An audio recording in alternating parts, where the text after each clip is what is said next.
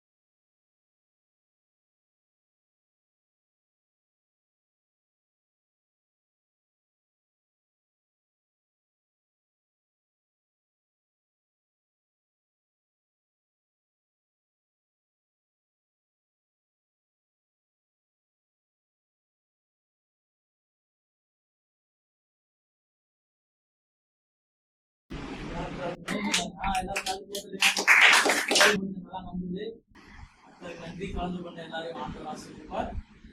First prize யார் first முடிச்சது? எஃப்சிவா எல்லாரும் கேக்குதுங்க. ரெண்டாவது பிரைஸ் அபிஷேக் டேனியல்.